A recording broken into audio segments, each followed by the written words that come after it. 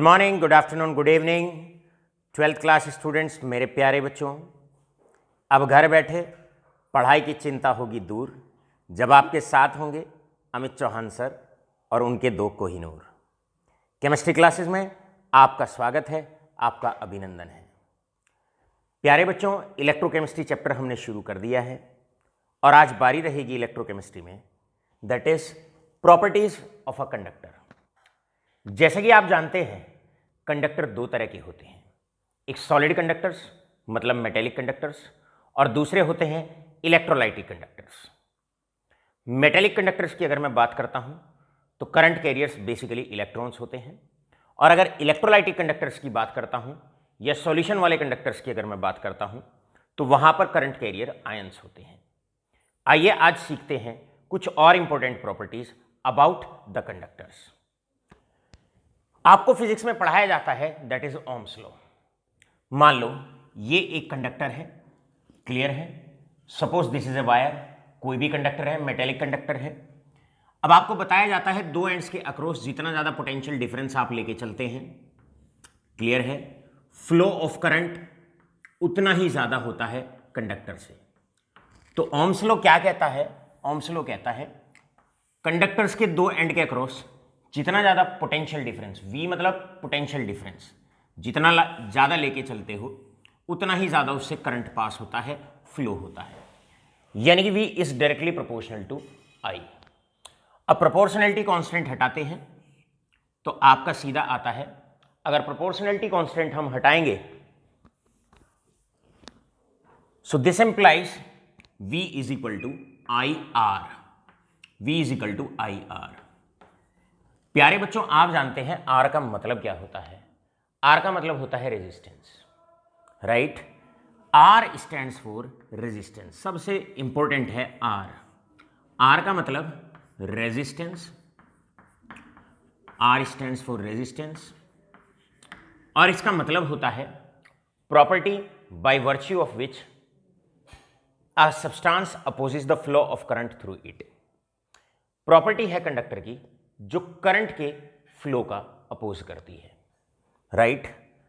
अब जानने की कोशिश करते हैं ये जो रेजिस्टेंस है ये किन बातों पर डिपेंड करता है।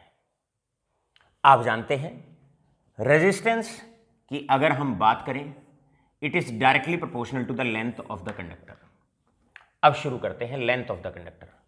वायर की लेंथ जितनी ज्यादा होगी रेजिस्टेंस उतना ज्यादा होगा, करंट के फ्लो का उतना ही ओपोज होगा। ऑल राइट, नेक्स्ट आता है and is inversely proportional to, and it is inversely proportional to area of cross section. Area of cross section मतलब वायर की विड्थ जितनी ज्यादा होगी, clear, area of cross section जितना ज्यादा होगा, रेजिस्टेंस ऑफ द वायर उतना ही कम होगा। रेजिस्टेंस ऑफ द वायर उतना ही कम होगा। हमारे सिलेबस में सॉलिड मतलब मेटेलिक कंडक्टर्स तो नहीं आते हैं, सिलेबस में आपके इलेक्ट्रोलाइटिक कंडक्टर्स आते हैं, यानी कि कंडक्शन जहां पर सॉल्यूशन के कारण होता है। आइए इन बातों का मतलब इलेक्ट्रोलाइटिक कंडक्टर्स में सीखते हैं। प्यारे बच्चों, length of the conductor electrolytic conductors में जो दो इलेक्ट्रोड के बीच का डिस्टेंस होता है इसको माना जाता है। So this is L, this is L। L का मतलब क्या है? What is the meaning of L? It is the distance between the two electrodes. Clear है? इलेक्ट्रोलाइटिक कंडक्टर्स में दो इलेक्ट्रोड के बीच का जो डिस्टेंस होता है उसको लेंथ ऑफ द कंडक्टर कहा जाता है। अब दो इलेक्ट्रोड को आप जितना दूर देके जाओगे, लेंथ जितनी ज्यादा आप बढ़ाओगे, रेजिस्टेंस उतना ज्यादा होगा, राइट। नेक्स्ट आता है ए। एरिया का मतलब होता है area of cross section of electrodes. Electrode का area of cross section. Electrode का एरिया जितना बढ़ाओगे, जितना ज्यादा एरिया आप बढ़ाओगे उतना ज्यादा फ्लो ऑफ आयंस होगा towards the oppositely charge electrode, और जितना ज्यादा फ्लो ऑफ आयंस होगा, फ्लो ऑफ चार्ज होगा, उतना ज्यादा करंट फ्लो करेगा सर्किट से। तो हम ये कह सकते हैं resistance is directly proportional to the distance between the two electrodes and resistance is inversely proportional to basically the area of cross section. Resistance की यूनिट आप सब जानते हैं, that is unit of resistance is ohm. This is ohm. All right all of you, this is the unit of resistance. आगे बात करते हैं. हम जानते हैं इन दोनों फैक्टर को अगर आप कंबाइन कर देते हैं तो ये आता है R is directly proportional to, that is L by A. L by A. Proportionality constant हटाते हैं तो R बन जाता है that is rho L upon A, जहां पर रो का मतलब होता है रेजिस्टिविटी. इसका मतलब होता है रेजिस्टिविटी. प्रोपोर्शनलिटी का साइन हटाया, कांस्टेंट से मल्टीप्लाई कर दी and that is resistivity. All right all of you. अब बढ़ते हैं केमिस्ट्री की टर्म्स की तरफ. केमिस्ट्री की टर्म्स है, पहली टर्म आती है that is conductance. That is conductance. First term है जिसको हम कंडक्टेंस के नाम से पहचानेंगे. प्यारे बच्चों, कंडक्टेंस का मतलब इसको हम G से रिप्रेजेंट करते हैं और कई बार बुक्स में उसे C से भी रिप्रेजेंट किया जाता है. Conductance is nothing but may be simply defined as the reciprocal of resistance. Resistance का जो रेसिप्रोकल होता है उसे कंडक्टेंस कहा जाता है. रेजिस्टेंस का मतलब प्रॉपर्टी, कंडक्टर की वो प्रॉपर्टी जो फ्लो ऑफ करंट को अपोज करती है. तो कंडक्टेंस क्या हो गया? या तो आप बोलें it is the reciprocal of resistance, या आप ये कहें वो प्रॉपर्टी कंडक्टर की जो फ्लो ऑफ करंट को एनहेंस करती है. फ्लो ऑफ करंट को एनहेंस करती है. आइए जानने की कोशिश करते हैं कंडक्टेंस की यूनिट क्या होती है. Unit of conductance is 1 upon resistance. Resistance की यूनिट होती है ओम, तो इसकी यूनिट हो जाएंगी दैट इज ओम इनवर्स. और ओम इनवर्स को हम सीमेंस के नाम से भी पहचानते हैं. आप कहेंगे या तो ओम इनवर्स या फिर आप कहेंगे सीमेंस. ये यूनिट हो जाती है कंडक्टेंस की. This is the unit of conductance. पहले वाले पार्ट में जितने भी टर्म्स हम इस्तेमाल कर रहे हैं, जिनका भी हम यूज कर रहे हैं, इनमें यूनिट का बहुत बड़ा रोल है. आगे जानने की कोशिश करते हैं. नेक्स्ट आता है that is reciprocal of resistivity. Resistivity का रेसिप्रोकल होता है that is conductivity. It is conductivity. Normal किसी भी कंडक्टिविटी को हम कप्पा से रिप्रेजेंट करते हैं, that is represented by kappa. इसको कप्पा से रिप्रेजेंट करते हैं and it is reciprocal of that is resistivity. Resistivity का ऑपोजिट है. यहां से रेजिस्टिविटी आ जाएगी R into A by L, that is resistivity. और अगर मैं रेजिस्टिविटी का अगर रेसिप्रोकल करता हूं तो मेरे पास फॉर्मूला आता है 1 upon R into L by A. 1 upon R into L by A, ये कंडक्टिविटी की यूनिट होती है. तो अब जानने की कोशिश करते हैं कंडक्टिविटी का मतलब क्या होता है. Conductivity may be defined as the reciprocal of resistivity या स्पेसिफिक रेजिस्टेंस. रेजिस्टिविटी को हम स्पेसिफिक रेजिस्टेंस भी कहते हैं. This is also known as specific resistance. अब हमारे केमिस्ट्री में दो टर्म बड़े काम की हैं. पहला कंडक्टिविटी, कंडक्टेंस. कंडक्टेंस के बारे में हमने आपको बता दिया, it may be defined as the reciprocal of resistance. बात करते हैं कंडक्टिविटी की. कंडक्टिविटी का मतलब होता है it may be defined as, या तो हम इसे स्पेसिफिक कंडक्टेंस कह सकते हैं, या फिर अगर हम कंडक्टिविटी की बात करें तो कंडक्टिविटी का मतलब है conductance of all the ions in the solution. Solution के अंदर जो आयंस है उनका कंडक्टेंस का टोटल कर दीजिए and that is basically known as conductivity. Normal साधारण शब्दों में conductance of a solution is known as conductivity. सवाल आता है कंडक्टिविटी का फॉर्मूला क्या होता है. The formula for conductivity it is represented by kappa and it is equal to 1 upon R into L by A. आप जानते हैं 1 upon R this is equal to conductance. Clear है. इसको G से रिप्रेजेंट करते हैं, that is known as conductance, multiplied by L by A. L by A इसको कहते हैं G स्टार.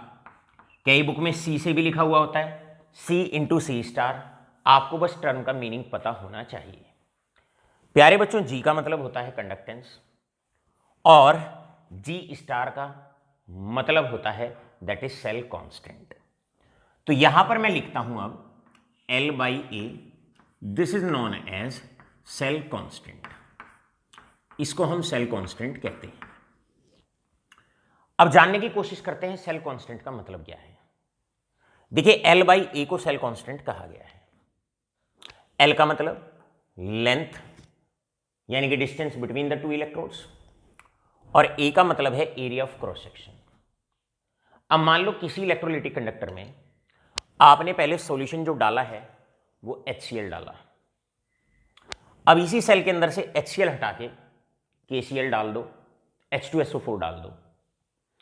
आपने सॉल्यूशन बदला, सॉल्यूशन बदलने पे ना तो distance between the two electrode change हुआ, ना इलेक्ट्रोड चेंज हुई, ना उनका area of cross section change हुआ। तो आपने दो इलेक्ट्रोड के बीच का ना तो डिस्टेंस चेंज होने दिया, ना इलेक्ट्रोड बदली, तो एरिया भी नहीं बदला। तो अगर वेसल सेम होता है, अगर कंटेनर सेम होता है, उसमें कोई भी सॉल्यूशन आप डाल लीजिए, cell L/A ratio of length is to area of cross section हमेशा सेम रहता है। तो इसीलिए हम इसको सेल कांस्टेंट के नाम से पहचानते हैं। आशा करता हूं अभी तक का सारा पॉइंट आपके क्लियर हो गया होगा। बच्चों जानने की कोशिश करते हैं यूनिट ऑफ कप्पा, इसका मतलब यूनिट ऑफ कंडक्टिविटी। कंडक्टिविटी की यूनिट होती है 1/R, 1/ओम। ओम ऊपर चला गया, ओम इनवर्स, ओम inverse. Centimetre upon centimetre square, centimetre से स्क्वायर कट जाएगा, ऊपर सेंटीमीटर जाएगा, सेंटीमीटर इनवर्स। तो आपकी कप्पा की जो यूनिट होगी, कंडक्टिविटी की जो नॉर्मल कंडक्टिविटी की यूनिट होगी, ओम इनवर्स, सेंटीमीटर इनवर्स। हम जानते हैं ओम इनवर्स को हम सीमेंस से भी रिप्रेजेंट कर सकते हैं, तो इसको सीमेंस सेंटीमीटर इनवर्स के नाम से भी पहचाना जाता है। एक बार हल्का सा रिकैप करते हैं और कॉन्सेप्ट में आगे की तरफ बढ़ते हैं। मेन कॉन्सेप्ट आपका यहां से शुरू होता है, resistance is directly proportional to the length या distance between the two electrode, resistance is inversely proportional to area of cross section of electrode, rho is directly proportional to resistance is directly proportional to L/A। All right, proportionality constant का sign हटाया, रो से multiply कर दी, रो का मतलब resistivity या specific resistance. आगे बढ़ते हैं, L/A आपका सेल कांस्टेंट होता है। सेल में, वेसल में सॉल्यूशन बदलते हैं, L/A नहीं बदलता, डिस्टेंस इलेक्ट्रोड के बीच का नहीं बदलता, इलेक्ट्रोड नहीं बदली तो ए भी नहीं बदलता, इसीलिए L/A को सेल कांस्टेंट के नाम से पहचाना जाता है। ऑल राइट, अब दो टर्म, कंडक्टेंस। कंडक्टेंस का मतलब होता है वो प्रॉपर्टी कंडक्टर की जो उससे करंट के फ्लो का एनहेंस करती है, बढ़ावा देती है, यानी कि इसे G से रिप्रेजेंट करते हैं and it is the reciprocal of resistance. Unit हो जाएगी ohm inverse and siemens. Next आता है आपके पास conductivity. Conductance of all the ions in the solution is known as conductivity, ये नॉर्मल कंडक्टिविटी, इसको हम कप्पा से रिप्रेजेंट करते हैं। ये होता है रेसिप्रोकल ऑफ रेजिस्टिविटी। फॉर्मूला हो गया कप्पा का कंडक्टिविटी का 1/R इंटू L/A। R आप लोग जानते हैं, R का मतलब होता है रेजिस्टेंस, L/A होता है cell constant. Reciprocal of resistance conductance, L/A cell constant. और यहां पर आकर आपने नोट किया, क्या नोट किया, the unit of kappa is equal to ohm inverse centimetre inverse, या इसको हम कह सकते हैं सीमेंस सेंटीमीटर इनवर्स। आशा करते हैं पूरा का पूरा टॉपिक, पूरी की पूरी बेसिक डेफिनेशंस आपके बहुत अच्छे से क्लियर हो गई होंगी। इसे आप नोट डाउन करिए, स्क्रीनशॉट लीजिए, और साथ के साथ मेरा आपसे अनुरोध है कि अब पूरे इलेक्ट्रोकेमिस्ट्री चैप्टर में आपको जो हमने पैकेज नंबर 1 दिया हुआ है, इस पैकेज नंबर 1 को आप अपने साथ ही रखें। आगे चल के जैसे ही मैं आगे बढ़ता हूं, इसमें हमने आपको कराने हैं इसमें से न्यूमेरिकल, पैकेज में से न्यूमेरिकल कराने हैं। पैकेज में आप पेज नंबर 19 निकाल के रखें और उसमें पेंसिल रखें और सीधा लेक्चर पे ध्यान दें। राइट, कुछ क्षण ही बाद इस पैकेज में से मैंने आपको कराने हैं न्यूमेरिकल्स। चलिए बच्चों बढ़ते हैं आगे की तरफ, लो फटाफट स्क्रीनशॉट और फिर चलते हैं नेक्स्ट कंटेंट की तरफ। अब नेक्स्ट टॉपिक है हमारा, and that's basically types of conductivity. Conductivity कितने टाइप की होती है मेरे प्यारे बच्चों? कंडक्टिविटी 3 तरह की होती है। सबसे पहला, the first one is specific conductivity. जो कंडक्टिविटी हमने आपको अभी पढ़ाई है that is basically known as, उसको स्पेसिफिक कंडक्टिविटी के नाम से पहचाना जाता है। सबसे पहले इसकी डेफिनेशन जानने की कोशिश करते हैं। स्पेसिफिक कंडक्टिविटी का मतलब होता है conductance of 1 cc solution, 1 centimetre cube of solution, right. एक वेसल के अंदर, एक सेल के अंदर 1 cc 1 सेंटीमीटर क्यूब किसी भी इलेक्ट्रोलाइट का सॉल्यूशन आप डाल दीजिए, उसका जो टोटल कंडक्टेंस होता है, क्लियर है, उसको स्पेसिफिक कंडक्टिविटी के नाम से पहचाना जाता है। मतलब conductance of 1 cc solution, 1 cc solution का कंडक्टेंस। फॉर्मूला क्या होता है इसका? फॉर्मूला इसको डिनोट करते हैं कप्पा से। जो अभी आपको बताया गया वो स्पेसिफिक कंडक्टिविटी ही बताएगी। और कप्पा का फॉर्मूला क्या होता है? 1/r, या फिर हम इसको सीधा जी भी लिख सकते हैं, conductance and multiplied by cell constant, and that is equal to L by A. तो आपके पहले डेफिनेशन क्लियर होनी चाहिए। इसकी डेफिनेशन क्या है? कंडक्टेंस ऑफ 1 cc सॉल्यूशन, उसका फॉर्मूला आपको क्लियर होना चाहिए। और अभी अभी हमने आपको इसकी यूनिट्स भी बताई, और यूनिट होती है that is Om inverse centimetre inverse, या फिर हम इसको सीमेंस सेंटीमीटर इनवर्स भी बोल सकते हैं। आशा करते हैं पूरा का पूरा पॉइंट आपके बहुत अच्छे से समझ में आ गया होगा। ऑलराइट, बढ़ते हैं नेक्स्ट टाइप की तरफ। मोलर कंडक्टिविटी, इसका कंडक्टिविटी का सेकेंड टाइप होता है, and second type is molar conductivity. Now coming to the second type, and that's basically known as molar conductivity.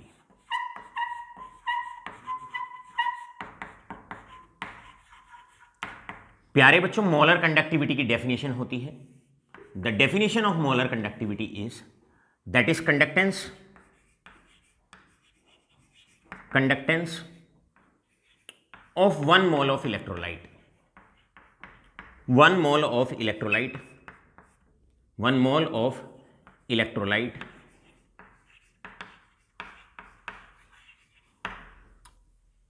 in a given volume of solution, in a given volume।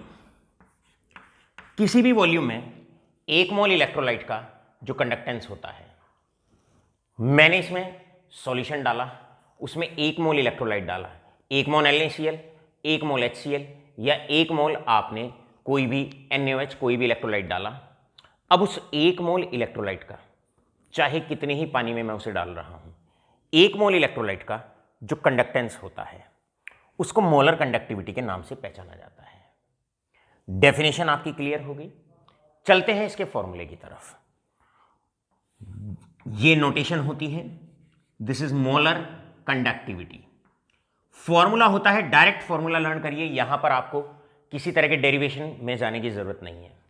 Formula है specific conductivity multiplied by 1000 divided by molarity. तो हमारे पास molar conductivity का formula होता है specific conductivity multiplied by 1000 divided by molarity. Next आता है, अगर इसकी यूनिट्स की बात करते हैं, let's talk about it's units. Kappa की यूनिट यहां पर रखेंगे, मोलैरिटी मोल्स पर लीटर या सेंटीमीटर क्यूब में अगर आप रखते हैं, सॉल्व करते हैं, डायरेक्ट लर्न करें तो आपकी यहां पर यूनिट आती है ओम इनवर्स। ओम इनवर्स की जगह मैं सीमेंस भी लिख सकता हूं, सेंटीमीटर स्क्वायर पर मोल, सेंटीमीटर स्क्वायर पर मोल। ये आपकी यूनिट आती है, and this is basically the unit of molar conductivity.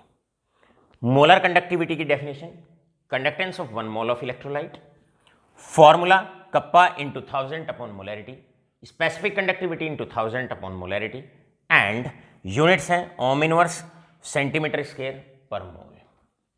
Unit बड़ी इंपॉर्टेंट होती है बेटा। स्पेसिफिक कंडक्टिविटी की यूनिट आपने देखी ओम इनवर्स सेंटीमीटर इनवर्स या सीमेंस सेंटीमीटर इनवर्स, जबकि यहां पर इसकी यूनिट होती है ओम इनवर्स सेंटीमीटर स्क्वायर पर मोल। चलते हैं third type and last type of conductivity की तरफ, जिसको आप इक्विवेलेंट कंडक्टिविटी के नाम से पहचानते हैं। Equivalent conductivity. इक्विवेलेंट कंडक्टिविटी का मतलब होता है conductance of 1 gram equivalent of electrolyte. Conductance of 1 gram equivalent of electrolyte।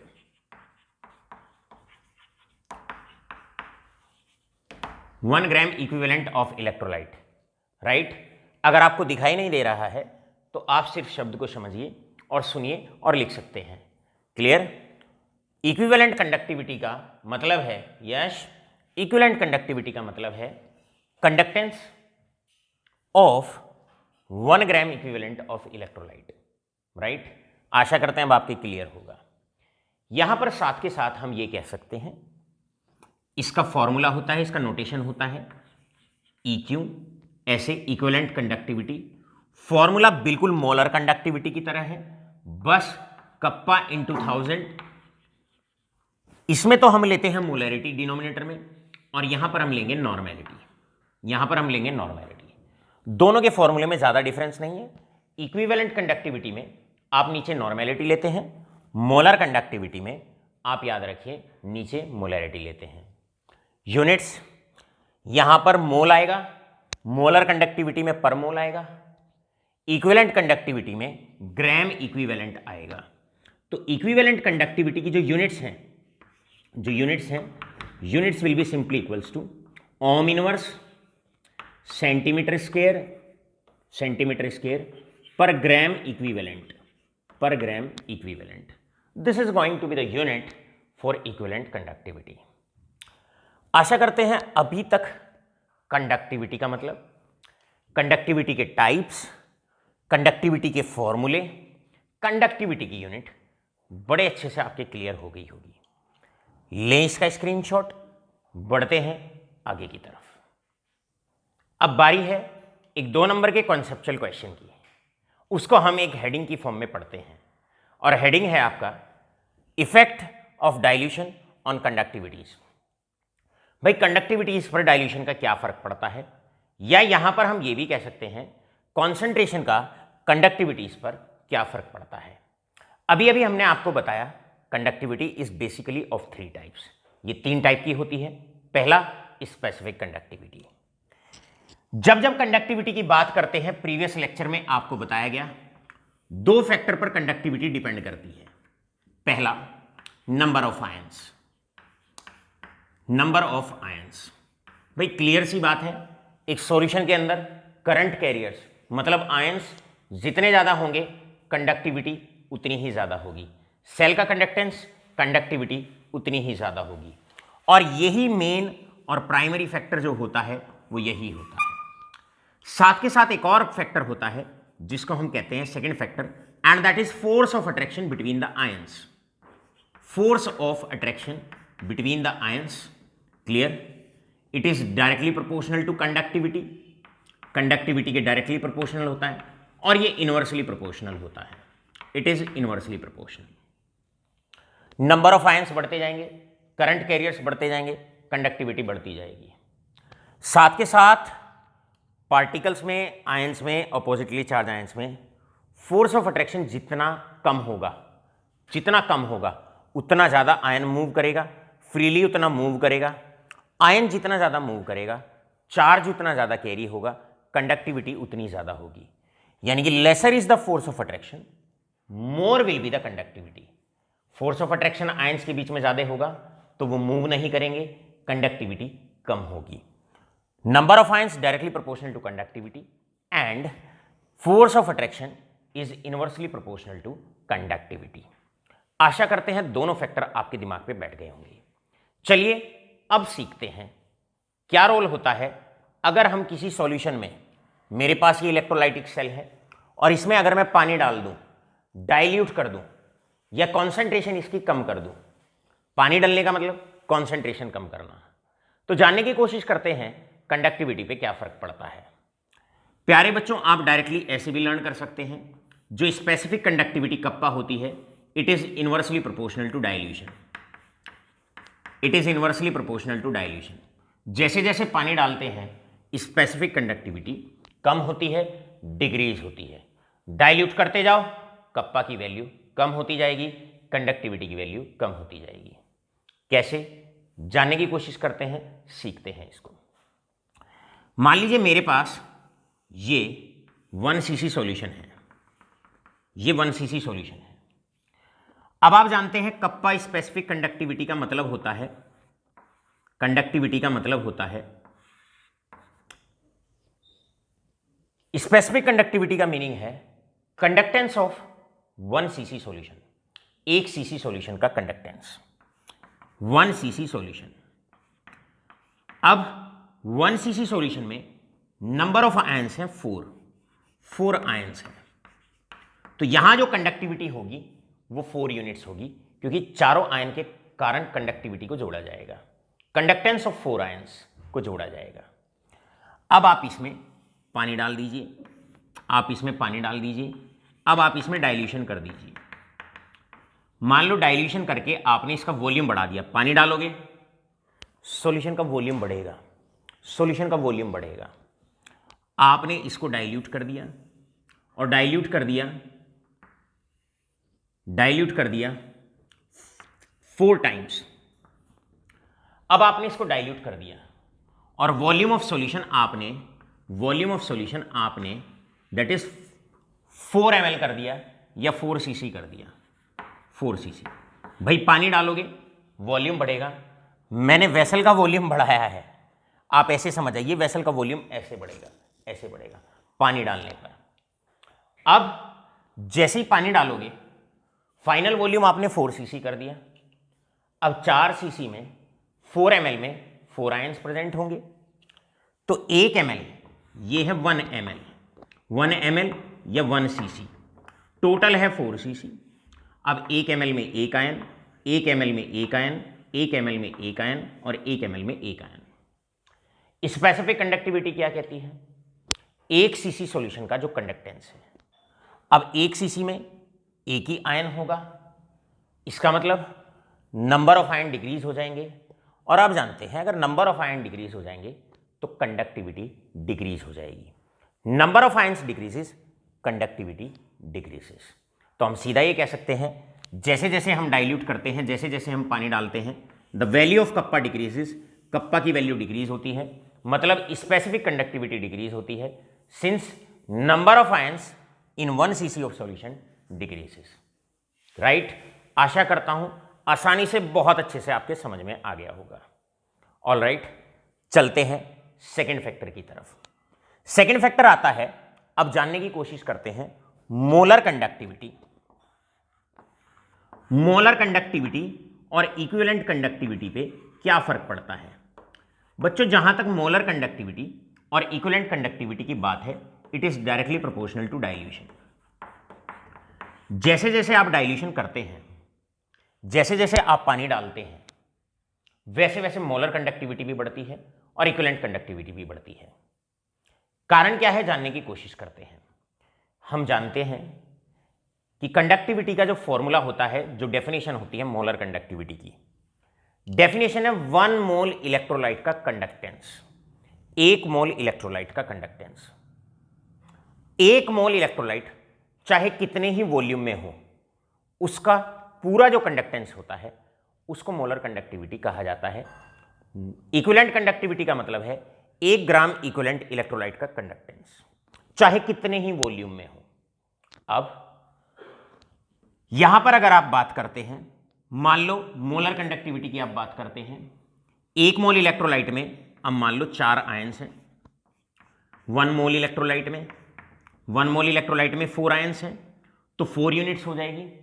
अब जैसे ही आप उसमें पानी डालोगे, जैसे ही आप इसमें पानी डालोगे, पानी डलने पर 1 मोल इलेक्ट्रोलाइट, 1 मोल में 4 आयंस हैं, तो चारों आयंस की कंडक्टिविटी को जोड़ा जाएगा, this plus this plus this plus this. पहले भी 4 आयन की कंडक्टिविटी जुड़ेगी, 1 मोल की जुड़ेगी। पानी डालने के बाद भी चारों आयन की कंडक्टिविटी को जोड़ा जाता है। 1 मोल इलेक्ट्रोलाइट चाहे कितने वॉल्यूम में हो, चाहे 1 सीसी में हो, चाहे 4 सीसी में हो, चाहे 10 सीसी में हो, यहां पर सभी आयंस की कंडक्टिविटी, 1 मोल में जितने भी आयंस हैं उनकी कंडक्टिविटी को ऐड किया जाता है। इसका मतलब पहले भी 4 आयन की कंडक्टिविटी, पानी डालने के बाद भी चारों आयन की कंडक्टिविटी को जोड़ा जाएगा। इसका मतलब नंबर ऑफ आयंस तो रहेंगे सेम, लेकिन पानी डालने पर होगा क्या, वॉल्यूम बढ़ जाएगा। पहले वॉल्यूम 1 सीसी था, फिर वॉल्यूम हो गया 4 सीसी, वॉल्यूम बढ़ गया। पहले ये आयन प्रेजेंट थे कम वॉल्यूम में, आयन थे पास, अट्रैक्शन था ज्यादा, फोर्स ऑफ अट्रैक्शन ज्यादा होता है, कंडक्टिविटी कम होती है।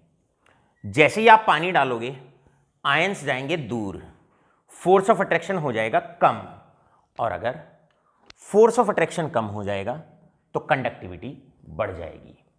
तो आप यहां पर लिखेंगे molar conductivity and equivalent conductivity upon dilution increases, upon dilution increases since force of attraction between the ion decreases, force of attraction between ions decreases, between ion decreases and we know that, आप जानते हैं force of attraction कम होता जाएगा, conductivity बढ़ती जाएगी। Force of attraction कम होता जाएगा, conductivity बढ़ती जाएगी। यहां पर आप सीधे सीधे क्वेश्चन नोट करें अभी पेन लेकर, what is the effect of dilution on conductivities. तो सीधा सीधा आप चाहें तो डायरेक्टली भी आप लिख सकते हैं। पहले आप लिखेंगे कंडक्टिविटी इन 2 फैक्टर्स पर डिपेंड करती है, नंबर ऑफ आयंस पे, फोर्स ऑफ अट्रैक्शन पे। नंबर ऑफ आयंस बढ़ेंगे कंडक्टिविटी बढ़ेगी, फोर्स ऑफ अट्रैक्शन कम होगा कंडक्टिविटी बढ़ेगी, राइट। स्पेसिफिक कंडक्टिविटी का आप आंसर ये लिख सकते हैं, डाइल्यूशन करने पर स्पेसिफिक कंडक्टिविटी डिक्रीज होती है, क्योंकि उसकी डेफिनेशन है 1 मोल सीसी सॉल्यूशन का 1 सेंटीमीटर क्यूब ऑफ सॉल्यूशन का कंडक्टेंस। अब जैसे ही डाइल्यूशन करते हैं नंबर ऑफ आयंस पर सीसी घटते हैं, और अगर नंबर ऑफ आयंस घटते हैं कंडक्टिविटी घटती है। सवाल आता है मोलर कंडक्टिविटी और इक्विवेलेंट कंडक्टिविटी। इक्विवेलेंट कंडक्टिविटी और मोलर कंडक्टिविटी ये कहती है 1 मोल इलेक्ट्रोलाइट का कंडक्टेंस या 1 ग्राम इक्विवेलेंट ऑफ इलेक्ट्रोलाइट का कंडक्टेंस, चाहे वो कितने वॉल्यूम में हो, 1 सीसी में हो, 4 सीसी में हो, 1 मोल में जितने भी आयंस हैं सबकी कंडक्टिविटी जुड़ेगी। अब एक बार 1 मोल 1 लीटर में मान लो, एक बार 1 मोल 4 लीटर में मान लो। जैसे ही पानी डालोगे वॉल्यूम बढ़ जाएगा। मान लो 1 लीटर से वॉल्यूम हो गया 4 लीटर्स। बेटा वॉल्यूम बढ़ेगा, आयंस के बीच में डिस्टेंस बढ़ेगा, फोर्स ऑफ अट्रैक्शन कम होगा, कंडक्टिविटी बढ़ जाएगी। तो हम ये कह सकते हैं molar conductivity and equivalent conductivity, they are directly proportional to dilution and specific conductivity is inversely proportional to dilution। ये जो क्वेश्चन है आपका ये बहुत इंपॉर्टेंट है।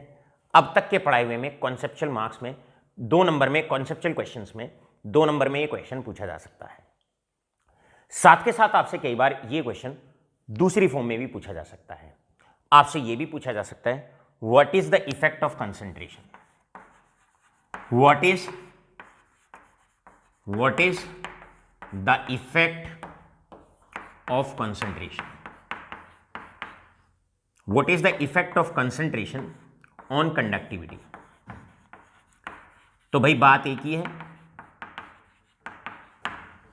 डाइल्यूशन आप लोग जानते हैं। अगर हम डाइल्यूशन की बात करते हैं, dilution is inversely proportional to concentration. जितना डाइल्यूट करते जाओगे कॉन्सेंट्रेशन उतनी कम हो जाएगी। तो जो आपने एक्सप्लेन किया है उसके वाइस वर्सा आपको एक्सप्लेन करना है। We know that dilution is inversely proportional to concentration, तो kappa is directly proportional to concentration हो जाएगा। कॉन्सेंट्रेशन बढ़ाओगे स्पेसिफिक कंडक्टिविटी इंक्रीज होगी। Molar conductivity and equivalent conductivity they are inversely proportional to concentration. भाई हम जानते हैं जैसे जैसे डाइल्यूट करोगे, डाइल्यूशन बढ़ाने से कंसंट्रेशन कम होती है। तो जैसा एक्सप्लेनेशन आपने डाइल्यूशन के बिहाफ पर दिया है, उसका बिल्कुल उल्टा आपने कॉन्सेंट्रेशन के बिहाफ पर एक्सप्लेनेशन देना है। आशा करते हैं अभी तक का, आज तक का पूरा लेक्चर आपके बहुत अच्छे से समझ में आ गया होगा। बच्चों, अब कल से आप ध्यान रखेंगे, आज हमने आपको केवल एक प्रैक्टिस दिलवाई है कि आप अपने नोट्स हमेशा ओपन करके बैठेंगे। जैसे ही लेक्चर वाइंड अप होता है, पैकेज में से आप उसको स्टडी आउट करेंगे, आप उसको अच्छे से पढ़ेंगे और उसमें दिए हुए क्वेश्चंस को आप सॉल्व करेंगे। आशा करते हैं पूरा लेक्चर आपके बहुत अच्छे से क्लियर हो गया होगा। बहुत बहुत धन्यवाद।